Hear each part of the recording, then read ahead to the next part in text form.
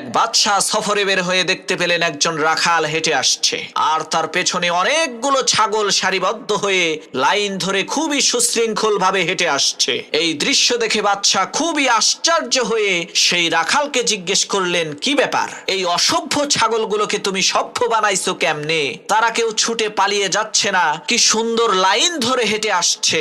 তখন সেই রাখাল বলল, মহামান্বিত বাদশাহ, আমার এই ছাগলগুলোর মধ্য থেকে যে লাইন থেকে বের হয়ে যায় তাকে এমন পিটুনি দেই ভবিষ্যতে সে আর কখনোই লাইন থেকে বের তো হয়ই না, বরং ওই একটা ছাগলকে পিটুনি খেতে দেখে বাকি সবগুলো ছাগল ঠিক হয়ে যায়। রাখালের এই কথা শুনে বাদশা বলল, তোমার এই অসভ্য ছাগলগুলোকে যেইভাবে তুমি সভ্য বানিয়েছো, ঠিক একই ভাবে আমার এই দেশের অসভ্য মানুষগুলোকে তুমি কি সভ্য বানাতে পারবে?